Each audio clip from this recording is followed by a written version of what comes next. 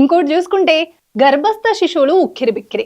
ఒకప్పుడు వాయు కాలుష్యంతో బైక్ మీద వెళ్తుంటేనో మనం ఆఫీసులకు వెళ్తుంటేనే ప్రమాదం ఉంది అనుకునే వాళ్ళం. కానీ ఇప్పుడు గర్భంలో ఉన్న శిశువు నుంచే మొదలవుతుంది. అదే న్యూస్ ఇక్కడ ఇచ్చారు.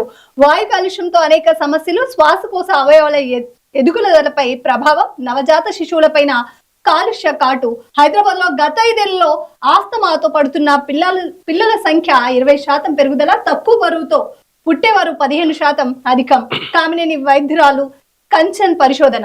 ఇది నిజంగా ఆందోళన కలిగించే అంశంగా చెప్పొచ్చు. ఇప్పటికే ఢిల్లీలో మనం వాయు కాలుష్యం చూసుకున్నాము. వాయు కాలుష్యంలో ఢిల్లీ దేశంలోని అగ్రస్థానంలో ఉంది. అక్కడ తీవ్ర వాయు కాలుష్యంతో ఎంతో మంది ఉక్కిరి బిక్కిరి అవుతున్న పరిస్థితి. అయితే ఇది మరొక ఆందోళన ఏంటంటే కేవలం మనుషులే కాదు, గర్భస్థ శిశువులు కూడా, లోపలున్న పిల్లలు కూడా, శిశువులు కూడా ఈ కాలుష్యం వల్ల అటు అనారోగ్యం పాలవుతున్న పరిస్థితి ఉంది. ఇక్కడ చూసి 20% మంది ఆస్తమాతో పుడుతున్నారు. అంతేకాకుండా 15% మంది తక్కువ బరువుతో పుట్టి కనీసం ఎదుగుదలలో ఎన్నో లోపాలు కలిగిస్తున్నాయి అని చెప్పేసి ఇక్కడ కంచన్ ఎవరైతే కామినేని డాక్టర్ ఉన్నారో కంచన్ పరిశోధనలో ఈ కీలక విషయాలు అయితే వెల్లడయ్యాయి. అయితే ఇప్పటికైనా వాయు కాలుష్యానికి సంబంధించి ప్రభుత్వాలు కొంత చర్యలు తీసుకోవాల్సిన అవసరం ఉంది.